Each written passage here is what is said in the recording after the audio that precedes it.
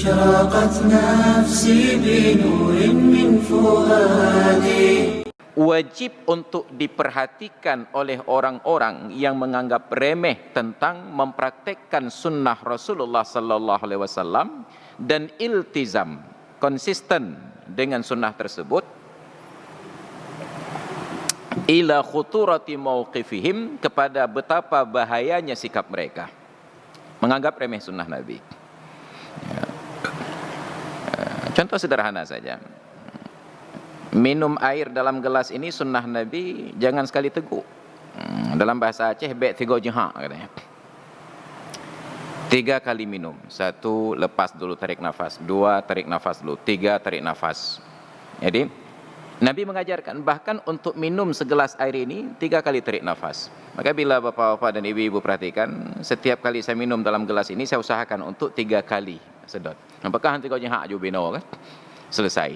Tapi ternyata itu sunnah Rasulullah, kecil. Tapi kalau kita anggap remeh, maka akan bermasalah. Minum sambil berdiri, minum pakai tangan kiri. Maka Rasulullah pertanyakan, adakah suka salah seorang di antara kalian minum dengan anjing?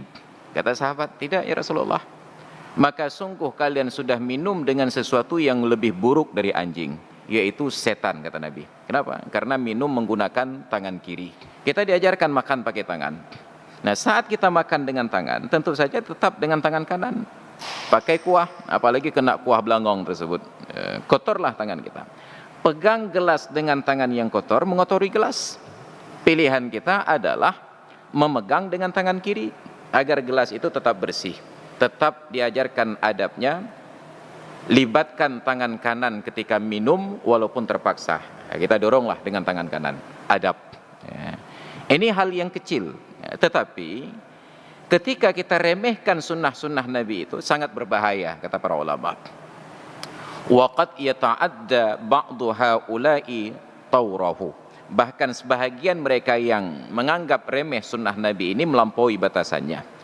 Fayasifu umuran minas sunan awiddin bi annaha qusyurun, sampai mereka mengilustrasikan, menggambarkan beberapa persoalan sunnah dari agama ini, bahwa perkara tersebut itu hanya kulitnya saja.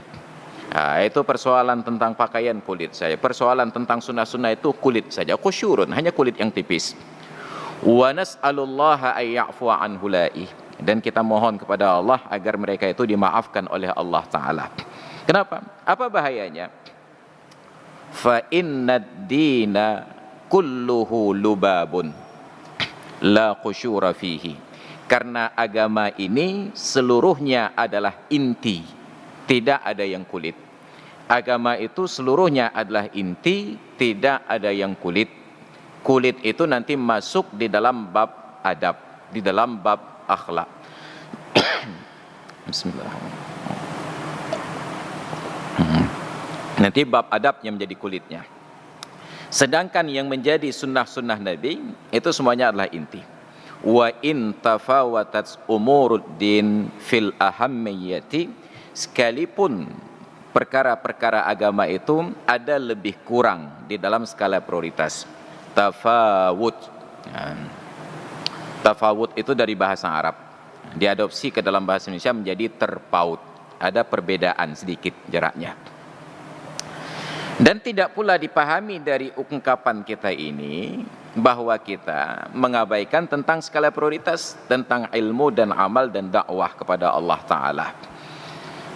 Ada orang yang di dalam agama ini terlihat rajin beribadat.